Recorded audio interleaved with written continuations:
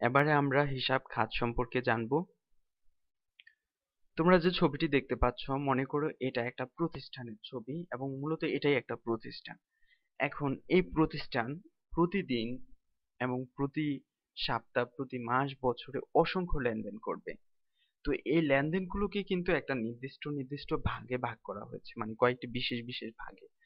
তো এই ভাগগুলোকে লেনদেনগুলোকে যে এই ভাগ করার এই একটা প্রক্রিয়া, এই ভাগগুলার প্রত্যেকটা নামকেই কিন্তু হিসাব খাত বলা হয়। যেমন ধরো আহ তাদের একটা খাত হইতে পারে আয়। আয় সংক্রান্ত লেনদেনগুলা আয় খাতের মধ্যে পড়বে। আরেকটা খাতের নাম হচ্ছে ব্যয়। যাবতীয় ব্যয়গুলো এই খাতে পড়বে। তারপরে হচ্ছে দায়। যে লেনদেনগুলো দায়ের সৃষ্টি করবে সেগুলা দায়ের মধ্যে পড়বে। তারপরে হচ্ছে মূলধন। তবে মূলধনকে আমি দেখেছি আধুনিক মানে নতুন বইগুলাতে স্বত্বাধিকার লেখে। তো যাই লিখুক, আপাতত আমরা মূলধনটাই জানি। মূলধন মানে মূলধন কি এটা সম্পর্কে আমরা অন্য একটা লেসনে শিখবো। আপাতত জানো যে মূলধন সংক্রান্ত লেনদেনগুলা মূলধন খাতে যাবে। তারপরে হচ্ছে সম্পদ, মানে যে লেনদেনগুলো সম্পদের সৃষ্টি করবে সেগুলা সম্পদ খাতে যাবে। এবার চলো এই যে পাঁচটা খাত, আয়, ব্যয়, দায়, মূলধন, সম্পদ, এগুলা সম্পর্কে একটু ব্যাপক ধারণা নেই। হিসাব খাতসমূহের অর্থ: আয়, যে লেনদেনের মাধ্যমে অর্থাগম বা রোজগার বা লাভের সৃষ্টি হয় তাকেই কিন্তু আয় বলে। অর্থাগম মানে অর্থের আগমন, এটাই হচ্ছে অর্থাগমন। তো যে লেনদেনটার মাধ্যমে তোমার প্রতিষ্ঠানে অর্থ আসবে বা তুমি রোজগার করতে পারবা বা লাভের সৃষ্টি হবে তোমার, সেটাই কিন্তু তোমার প্রতিষ্ঠানের জন্য আয়। ব্যয়, যে লেনদেনের মাধ্যমে খরচ, অপচয়, ক্ষতি বা লোকসান হয় তাকেই কিন্তু ব্যয় বলে। তো খরচ জিনিসটা আমরা বুঝি, এবং অপচয় জিনিসটাও অনেকটা হয়তো বুঝি কিনা জানি না। অপচয় হচ্ছে যে কোনো জিনিস ব্যবহার না করার কারণেও যে নষ্ট করে ফেলা আর কি। যে ধরো তোমার হাতে একটা গ্লাস, তুমি ইচ্ছে করে এটাকে ফেলে দিলা, ভেঙে ফেললা, তাহলে সেটা কিন্তু অপচয়। আর অপচয়ের ব্যাপারটাও এখানে একটু বলে নিই। অপচয়টা হচ্ছে ধরো একটা গ্লাস ব্যবহার করতে করতে একটা সময় এটা ভেঙে গেল, সেটা হচ্ছে অপচয়। তো যে লেনদেনের মাধ্যমে খরচ, অপচয়টাও আসতে পারে, অপচয়, ক্ষতি বা লোকসান হয়, সেটাই কিন্তু ব্যয়। তারপরে হচ্ছে দায়, যদি প্রতিষ্ঠান বা কারবারের নিকট কেউ টাকা পাওনা হয় তাই দায়। মানে প্রতিষ্ঠানের নিকট কেউ টাকা পাওনা হয়, মানে প্রতিষ্ঠানের নিকট কেউ টাকা পাবে, তাহলে সেটা কি হচ্ছে? দায়। তারপর হচ্ছে মূলধন, প্রতিষ্ঠান বা কারবারকে মালিক যা দেয় তাই মূলধন। দেখো, প্রতিষ্ঠান আর মালিক দুইটা কিন্তু দুই জিনিস। মালিক প্রতিষ্ঠানকে মূলধন দেয়, তার বিনিময়ে প্রতিষ্ঠান মালিককে তার আয়টা দিয়ে দেয়। তো মালিক প্রতিষ্ঠানকে যাই দেবে তাই কিন্তু মূলধন হবে। তারপর হচ্ছে সম্পদ, প্রতিষ্ঠানের সম্বল বা পুঁজিকে সম্পদ বলে। তো সম্বল বা পুঁজি জিনিসটা কি? দেখো, সম্বল জিনিস বলতে বোঝায় যে আমাদের যে ধরো ঘরটা আছে, তারপরে চেয়ার টেবিল আসবাবপত্র, এগুলা কিন্তু সম্বল। আর পুঁজি বলতে হাতের নগদ টাকাকে বোঝায়। তো মনে রেখো, পুঁজি জিনিসটা মানে হচ্ছে তোমার হাতের যে নগদ টাকাটা, এটাই হচ্ছে তোমার পুঁজি। তো এই পুঁজি এবং সম্বলকে কি বলা হয়? সম্পদ বলা হয়। তারপরে যদিও এটা হিসাব খাতের অংশ না, তারপরে একটু বলে নেই উত্তোলনটা। মালিক যা দেয় তা কিন্তু মূলধন, আর প্রতিষ্ঠান থেকে মালিক যা নিয়ে যায় তা উত্তোলন হিসাবে পড়বে। ঠিক আছে? তারপরে চলো আমরা এবারে একটা বেসিক্যালি একটু ভিন্নভাবে চিন্তা করি। আয় কি? মনে করো এই যে একটা দেখছো তোমরা, এটা হচ্ছে একটা মুদি দোকান। এই প্রতিষ্ঠানের জন্য আয়টা কিরকম হতে পারে? এই যে দোকানদারটা তোমরা দেখছো বসে আছে এবং লাল গেঞ্জিওয়ালা একটা ছেলে, সে কোনো একটা কিছু ক্রয় করছে দোকান থেকে। ধরে নাও কলা ক্রয় করছে, জিজ্ঞাসা করছে যে কলাগুলা কত। তো সে একটা দাম ধরে দোকানদারটা বিক্রি করে দিল। এই যে বিক্রি করলো, এই বিক্রয়টা কিন্তু এই দোকানদারের জন্য আয়। কারণ এই বিক্রির মাধ্যমে তার প্রতিষ্ঠানে অর্থের আগমন হয়, তার রোজগার হয়। এই জন্য এই লেনদেনটা বা এই যে বিক্রি করাটা, এটা তার আয়। এবারে আসো আমরা জানি ব্যয় কি। তো এই যে লোকটা কলা বিক্রি করে, সে কি উম, ফু দিলেই কলা হয়ে যায়? না, হয় না। তাকে কোথাও না কোথাও থেকে পাইকারি বাজার থেকে কিন্তু কলা কিনে নিতে হয়। ধরো এই যে ছবিটা দেখছো, এটা হচ্ছে কলার পাইকারি বাজার। তো এই যে খুচরা দোকানদারটা এর আগে আমরা দেখলাম সে কলা বিক্রি করলো, সে এখান থেকে কলা ক্রয় করে নিয়ে বিক্রি করে। তো এখান থেকে সে কলা ক্রয় করে, তো এই যে ক্রয় করে, এই ক্রয়টা হচ্ছে তার ব্যয়। যে কলা এখান থেকে ক্রয় করে নিল, নিয়ে বিক্রি করলো, বিক্রয়টা তার আয়, কিন্তু এই যে ক্রয় করে নিল এটা তার ব্যয়। কেন ক্রয় ব্যয় হলো? কারণ ক্রয়ের মাধ্যমে তার খরচ সৃষ্টি হলো, এখানে সে টাকাটা খরচ করলো, এই কারণে এই ক্রয়টা তার ব্যয়। এবারে চলো আমরা দায় জিনিসটা একটু বুঝি। দায়টা কি? এই যে দোকানদার সে দোকানটা চালায়, তার যথার্থ পুঁজি না থাকার কারণে, মনে করো সে একটা ঋণদাতা কোম্পানি, মানে কিস্তিতে সে টাকা আনছে। এখন এই যে কিস্তিতে টাকা আনছে, সে তার দোকান চালাচ্ছে, এখন কিস্তিতে টাকা আনছে, এখন এটা কিন্তু এক ধরনের ঋণ। তো এই ঋণের টাকাটা কিন্তু তাকে পরিশোধ করতে হয় সপ্তাহে সপ্তাহে। এই যে ঋণটা, এই ঋণটা কিন্তু এই প্রতিষ্ঠানের দায়। তো এই ঋণের টাকাটা কে পায়? তোমরা পাশে যে ব্রিফকেস ওয়ালা লোকটা দেখছো, সে মনে করো কিস্তির টাকা উঠায়, তো তাকে কিন্তু এই টাকাটা দিতে হয়। কাকে দিতে হয়? এই লোকটাকে দিতে হয়। কে দেয়? দোকানদার দেয়। তো দোকানদার তাকে কিস্তির টাকা দিতে হয়। কেন দিতে হয়? কারণ সে কিস্তিটা নিছিল। সাপোজ কল্পনা করো আর কি, নিচে যে এরকম তো না। আরে এটা আমার কাল্পনিক একটা ঘটনা। তোমরা আবার বলো না যে কখন নিল, আমরা তো দেখলাম না, আর এটা তো আপনার বানানো গল্প। আসলে বানানো গল্প তোমাদেরকে বোঝার জন্য বলছি।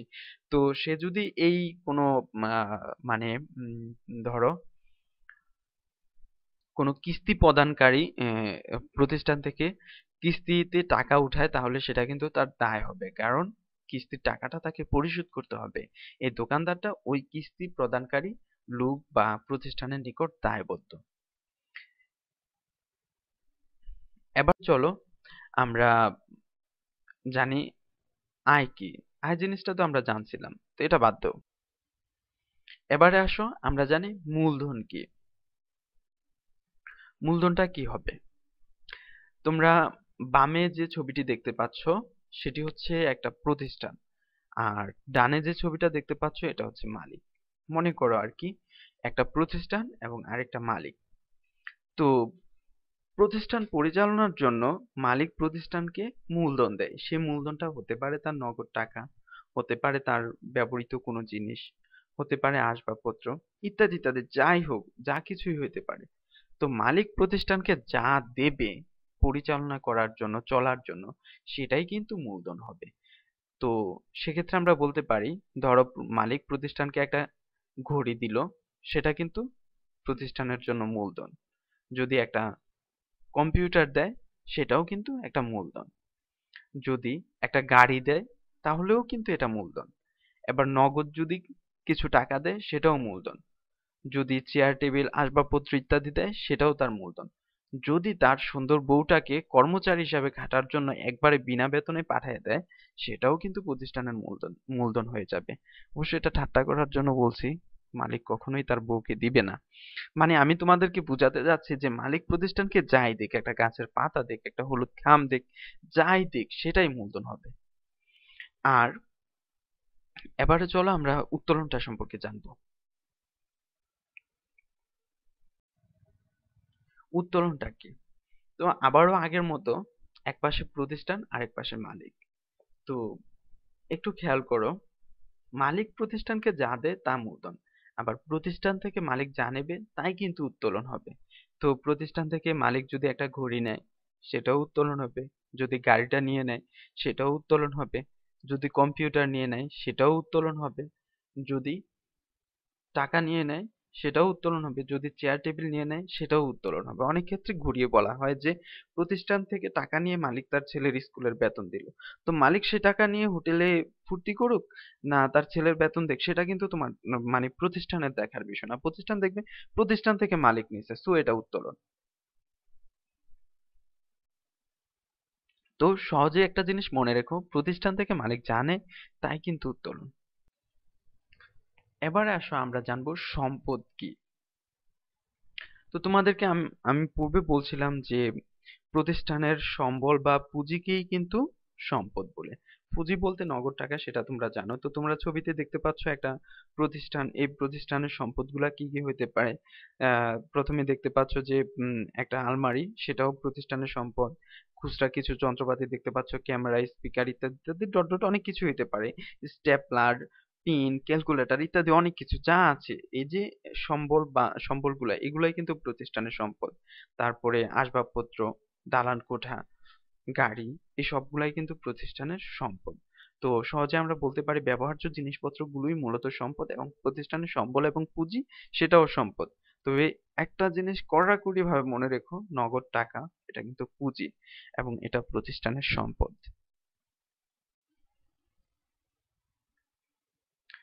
এবার আমরা একটা ভিন্ন জিনিস জানবো, সম্পদ ও পণ্য। দেখো, একটা প্রতিষ্ঠানের সম্পদ এবং পণ্যের মধ্যে কিন্তু আমরা তালগোল পাকায় ফেলি। তো আমরা জানবো যে সম্পদ এবং পণ্য জিনিসটা কি। দেখো, পণ্য জিনিসটা হচ্ছে ওই জিনিস যেটা প্রতিষ্ঠান বিক্রি করে আয় উপার্জন করে। তো দেখো, একটা আহ কি বলা যায়, ধরো একটা হোটেল, খাবার হোটেল, সে কি বিক্রি করে? সে ভাত বিক্রি করবে, মিষ্টি বিক্রি করবে, তারপর নানা রকম সমুচা, সিঙ্গারা ইত্যাদি বিক্রি করবে। এই যে এই জিনিসগুলা বিক্রি করে সে কি করবে? আয় উপার্জন করবে। সেটা কিন্তু তার পণ্য। কোনগুলা পণ্য? যেগুলা সে বিক্রয় করে প্রতিনিয়ত, যেমন সিঙ্গারা, সমুচা বললাম, হ্যাঁ, মিষ্টি, ভাত, মাংস, এগুলা হচ্ছে তার পণ্য। আর সম্পদ কোনগুলো হবে? সম্পদ হবে তার ব্যবহার্য জিনিসপত্রগুলা, যেমন ধরো তার যে চেয়ার টেবিল, আসবাবপত্রগুলা, এগুলা কিন্তু তার সম্পদ। চুলা, এগুলা তার সম্পদ। এখন দেখো, তোমাদের চোখের সামনে একটা কসমেটিক দোকান ভেসে আসছে, এবং কাপড় দোকান, বড় একটা দোকান। তো বিশেষ করে এগুলাকে ডিপার্টমেন্টাল স্টোর বলা হয়, এগুলাতে অনেক কিছুই থাকে একই দোকানে। তো ধরো এই দোকানের মধ্যে পণ্য কোনগুলা? এটা যদি একটা ডিপার্টমেন্টাল স্টোর ধরি, তাহলে এর মধ্যে পণ্যগুলো হচ্ছে যে তোমরা দেখতে পাচ্ছ যে শাড়ি, তারপরে কাপড় আছে, এখানে কসমেটিক্স অনেক দ্রব্য আমরা দেখতে পাচ্ছি, হয়তো সুনো পাউডার বা বডি লোশন ইত্যাদি, তারপরে ব্যাগ ট্যাগও দেখা যাচ্ছে। তো এইগুলো হচ্ছে, এগুলা যেহেতু প্রতিষ্ঠান বিক্রি করে, এই প্রতিষ্ঠানটা বিক্রি করে আয় উপার্জন করে, তাহলে এগুলো হচ্ছে তার পণ্য। আর সম্পদ কোনগুলা জানো? সম্পদ হচ্ছে তার ব্যবহার্য জিনিসগুলা, যেমন ধরো এই যে টেবিল গুলা, তারপরে কাপড় রাখার রেক, তারপরে কসমেটিক রাখার রেক, এবং কাপড় সাজানোর যে ডল, তারপরে তোমরা একটা স্ক্রিন দেখতে পাচ্ছ টিভির মতো, সেটাও কিন্তু তাদের মানে ডিসপ্লে করার একটা যন্ত্র, এইগুলাও কিন্তু তার সম্পদ। তো তোমরা নিশ্চয়ই পণ্য আর সম্পদের মধ্যে পার্থক্যটা বুঝতে পারছো। পণ্য হচ্ছে যা সে প্রতিদিন বিক্রি করে আয় উপার্জন করে, আর সম্পদ হচ্ছে যেগুলা সে ব্যবহার করে। এখন দেখো, এখানে কিন্তু সম্পদ বলতে বোঝানো হচ্ছে এই যে তাদের ব্যবহার্য র্যাক, তারপরে টেবিল, ডল, এগুলা। কিন্তু যদি একটা ডল কোম্পানি হইতো, এটা যদি ডল বিক্রয়কারী প্রতিষ্ঠান হইতো, তাহলে ডলটা কিন্তু তাদের পণ্য হয়ে যেত। কারণ ডল কোম্পানি হইলে তো সে শুধু ডলই বিক্রি করবে, তাহলে ডলটা হচ্ছে তাদের পণ্য। আবার ধরো যদি এটা একটা আসবাবপত্র প্রতিষ্ঠান হইতো, যেমন ফার্নিচার দোকান হইতো, তাহলে ফার্নিচার দোকানের সম্পদ কোনগুলা হবে? ফার্নিচার দোকানের সম্পদ হবে তাদের তৈরি করা ফার্নিচার গুলা, যেমন চেয়ার, টেবিল, আসবাবপত্র, এগুলা কিন্তু তাদের ফার্নিচার। এই ফার্নিচার গুলা তারা বিক্রি করে আয় উপার্জন করে, তার কারণে এইগুলো হচ্ছে তাদের পণ্য। আবার তারা যে ফার্নিচার গুলা ব্যবহার করে, মানে তাদের নিজস্ব বসার জন্য টেবিল গুলা বা টাকা রাখার জন্য, এগুলা কিন্তু আবার তাদের সম্পদ। ওই ফার্নিচার গুলা তাদের সম্পদ।